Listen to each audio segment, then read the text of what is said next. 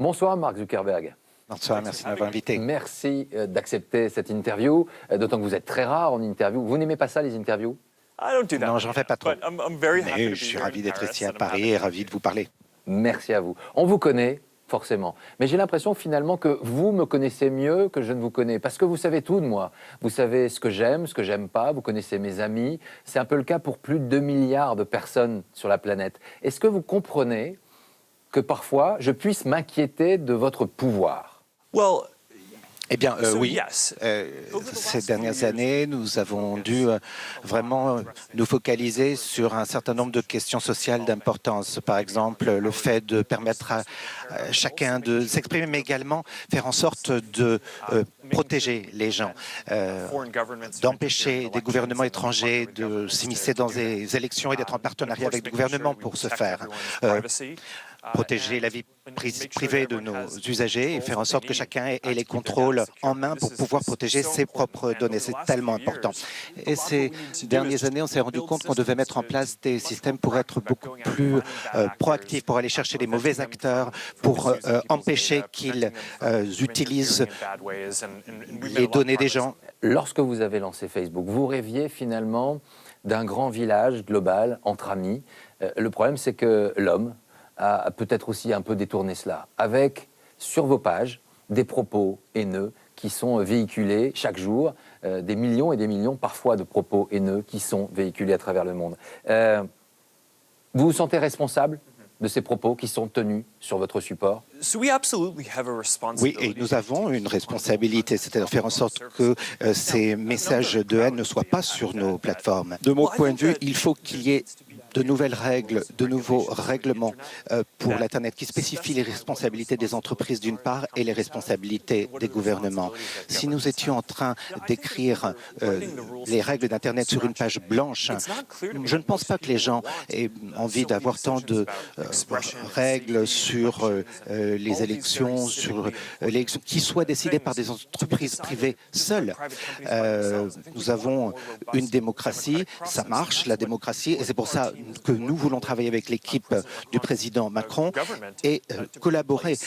Nous sommes responsables pour faire en sorte que des propos de haine ne se retrouvent pas sur nos produits et services, mais en fin de compte, ce qui me paraît important, c'est qu'il faut qu'il y ait un processus public pour déterminer ce qui est mauvais, ce qui ne doit pas être sur ces réseaux, et nous allons travailler avec les gouvernements pour ce faire. En mars dernier, un homme se filme en direct à Christchurch, en Nouvelle-Zélande, avant d'ouvrir le feu dans 2 mosquées.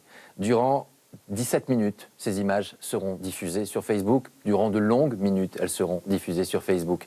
D'abord, au-delà de tout, est-ce que vous vous sentez responsable du fait que ces images ont été véhiculées sur votre plateforme? Cet attentat terroriste est une horreur. Et quand je réfléchis à la façon dont nous avons géré la situation et ce que nous pourrions faire mieux que nous ne l'avons fait, il y a un certain nombre de changements de nos politiques qui pourraient nous aider à la fois à empêcher que des gens fassent ces lives, si on sait que, par exemple qu'ils ont déjà commis des crimes, faire en sorte que ces contenus ne puissent pas se répandre. En 24 heures après l'attentat, nous avons fait disparaître 1,2 million de copies que les gens essayaient de partager entre eux.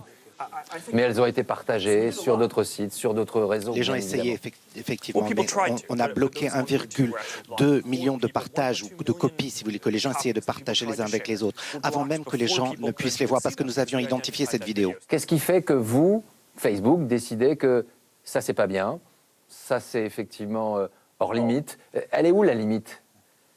Imaginez le pouvoir que vous avez face à cela, de choisir que ça, c'est la réalité, pourquoi pas, et ça, non, c'est hors de la réalité. C'est bien la raison de ma présence à Paris, pour discuter de tout cela avec le président et son gouvernement. Quelles seront les nouvelles réglementations qu'on pourrait mettre en place? Parce que je ne crois pas qu'une entreprise privée ait le droit, seule, de prendre ce genre de décision. Et même dans les pays où il n'y aura pas de cadre réglementaire, comme celui qu'il y aura en France, nous mettons quand même en place un certain nombre de mesures pour avoir des bureaux de supervision, disons, pour que si vous faites partie de cette communauté et que vous pensez par exemple qu'on a enlevé une de vos vidéos et qu'elle aurait dû rester, vous puissiez faire appel. Et si le bureau, ce conseil de supervision passe une décision en votre faveur, eh bien cette décision soit contraignante.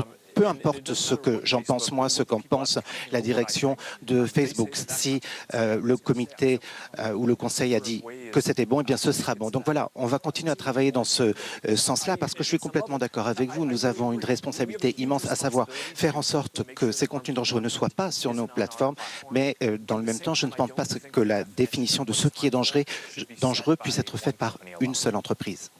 Merci Mark Zuckerberg. Merci à vous. Voilà pour ces premiers extraits de l'entretien de Mark Zuckerberg enregistré il y a 2 heures au cœur de Paris.